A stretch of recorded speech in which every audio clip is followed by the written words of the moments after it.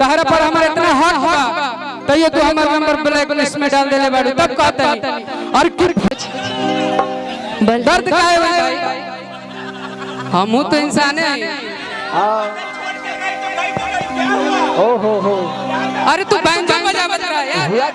अभी एक दो साल हमरा ना भूले। दर्द तो होता है क्या करे कैसे बना था घोंसला वो नादान परिंदा क्या जाने।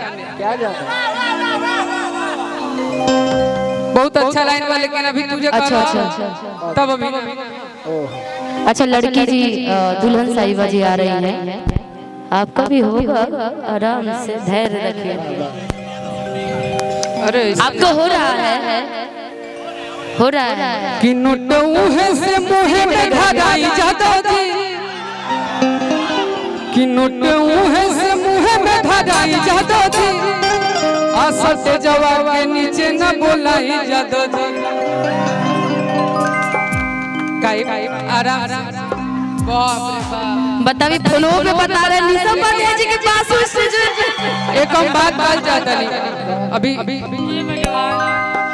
दूल्हे राजा मंच पे उपस्थित बानी दुल्हन ना होता नहीं। हाँ दुल्हन साहिबा जी आ रही है उनका खातिर एगो गाना जरूर हुई जब आज ये मंच पे तब और हमने तो गए करब हेमा जी उस समय जगह दिया कोई न गाई अभी दुल्हन अगर मान के चले केहू के कुछ कहता नहीं तो कहां कहबो तहरा पर हमारे इतना हक बा तो ये तो हमारा नंबर ब्लैक लिस्ट में डाल देले बाड़ू तब कहता नहीं और कि फोनवा उठावाई तब बतावा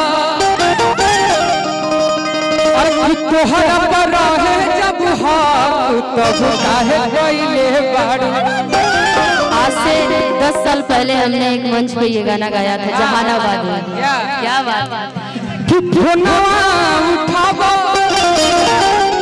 और दी तब बतावा भाई कलाकार है अगर तो हमारा ब्लैक लिस्ट में डाल दे बात ना होई तब मंच पर से कहो अब कल हो के कह दिया कि इसने इसको गाना अरे कि तोहरा पर है जब हाथ तब काहे पहिले बाड़ू और कि तो व्हाट्सएप पर नंबर बना तब काहे पहिले बाड़ू।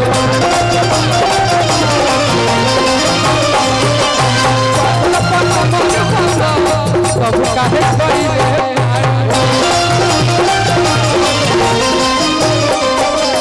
फोनवा उठावाई तब बतावा तोहरा पर रहे जब हाथ तब काहे पहिले